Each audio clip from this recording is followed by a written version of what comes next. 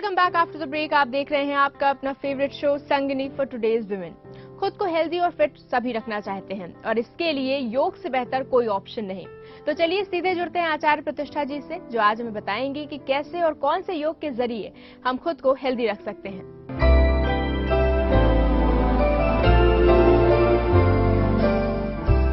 नमस्ते, मैं हूं आचार्य प्रतिष्ठा और हम आज जिस विषय पर बात करने जा रहे हैं वो है झुंझलाहट यानी इरिटेशन।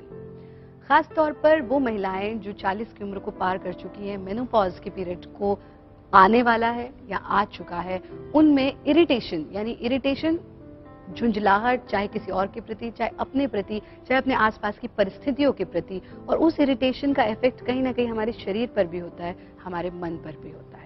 झुंझलाहट से दूर रहने के लिए योग की सुगम सी क्रियाएं आप करें, और झुंझलाहट तो एक ऐसी समस्या है जो बहुत ही आसानी से आप योग के माध्यम से उसके निजात पा सकती हैं। झुंझलाहट से दूर रहने के लिए आप सबसे पहले जिस क्रिया का अभ्यास करेंगी वो है लेट करके ज्येष्ठिक आसन।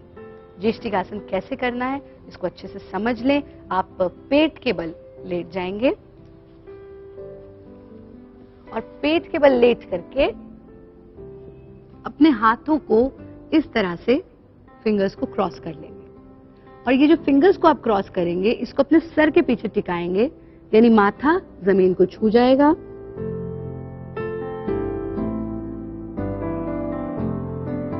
और यहां पे हल्का सा दबाव अपने सर पर डालेंगे और उसे रिलीज कर देंगे। फिर से हल्का सा दबाव डालना, रिलीज कर देना, फिर से हल्का सा दबाव डालना, रिलीज कर देना, और फिर हाथों का तकिया बना करके शरीर को ढीला छोड़ देंगे। पैरों को भी ढीला छोड़ देंगे, पूरे शरीर को ढीला छोड़ देंगे।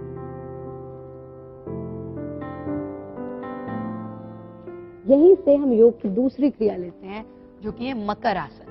मकर आसन के लिए भी आप इसी स्थिति में लेटे रहेंगे। ध्यान रहे कि आपके एड़ी और पंजे आपस में मिले रहें।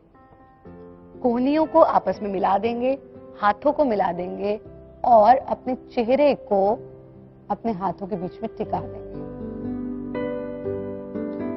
धीरे धीरे से पहले आप इस स्थिति में रुकेंगे, और जब आप इस स्थिति में रुकेंगी तो आप लोअर बैक पे एक प्रेशर को अनुभव करेंगी, अपने गर्दन के पीछे एक प्रेशर को अनुभव करेंगी और हल्की सी सेंसेशन अपने ब्रेन के आसपास महसूस करेंगे। उस सेंसेशन पर पूरा ध्यान टिका दें और फिर घुटनों से मोड़ते हुए दोनों पैरों को ऊंचा उठाएं। आंखें बंद कर लें।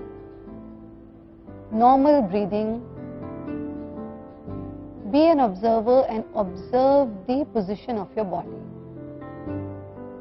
मन को शांत करते हुए शरीर के किसी भाग में भी हो रही इरिटेशन, मन में हो रही झुंझलाहट को दूर करने की इस क्रिया का अभ्यास करें।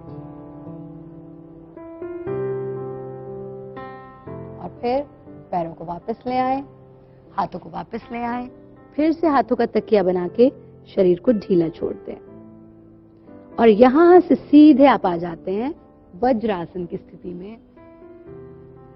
वज्रासन में बैठेंगे और वज्रासन में बैठ करके आप लेंगे पादादिरासन का अभ्यास। पादादिरासन हर प्रकार की झुंझलाहट को दूर करता है, मन को एकाग्र करता है, शांत करता है, हमारे भीतर सौम्यता को लाता है।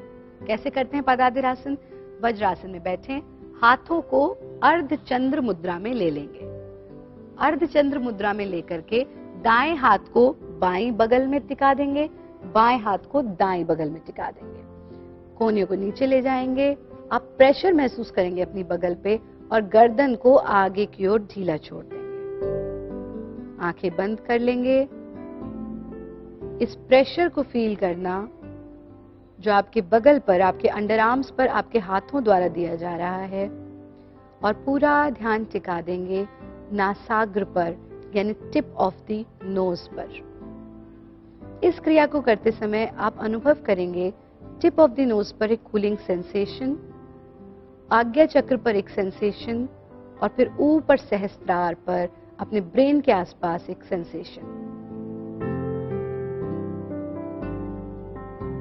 नॉर्मल ब्रीदिंग, यथा सामर्थ्य स्थिति में रुकें और जब लगे कि अब बैठने में कोई इरिटेशन हो रहा है तो फिर गर्दन को सीधा कर देंगे, हाथों को वापस ले आएंगे, आकाश की ओर खोल देंगे, शरीर को बिल्कुल शिथिल छोड़ देंगे।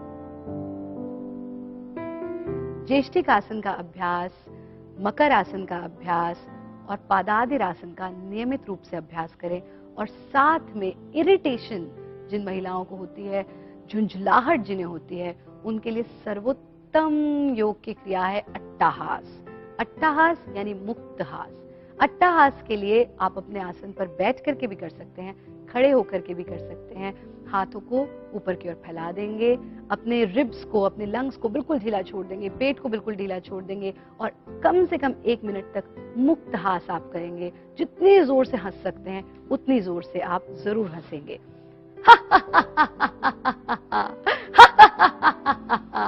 कम से कम 1 मिनट तक इसका अभ्यास आप निश्चित रूप से करेंगे, तभी आप झुंझलाहट की समस्या से दूर जा सकते हैं। हाथों को वापस ले आएंगे और ये ध्यान रखें कि ये पृथ्वी गोल है, आपका कपाल गोल है, आपके तालू पर भी गोल है, यानी कि जो भी कुछ हम देते हैं वही लौट करके हमारे पास आता है। आप हास दें तो हास लौट करके आएगा, झुंझलाहट दें तो झुंझलाहट लौट करके आएगी। और ये चीज जरूर ध्यान रखिए कि शरीर के जो चेंजेस हैं वो तो होंगे ही होंगे, उनकी वजह से हम अपने आप को झुंझलाहट या इरिटेशन में डाल करके उसे उस स्थिति को और बिगाड़ रहे हैं।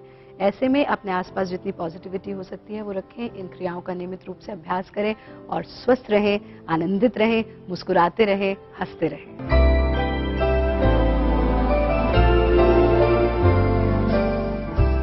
वेल आई होप कि आज का जो ये इन्फॉर्मेशन पैक्ड एपिसोड था ये आपको बहुत पसंद आया होगा। आप अपना फीडबैक और सुझाव हम तक पहुंचा सकती हैं। अगर आपकी कोई क्वेरी है, कोई प्रॉब्लम है, वो भी आप हम तक पहुंचा सकती हैं फेसबुक के जरिए। हमारी फेसबुक आईडी है facebook/ETV संगिनी। आपकी संगिनी फिर होगी हाजिर ऐसे ही कुछ एसेंशियल इन्फॉर्मेशन और वैल्यूएबल टिप्स के साथ। तब तक के लिए अपनी होस्ट तृप्ति और संगिनी की पूरी टीम को दीजिए इजाजत। नमस्कार।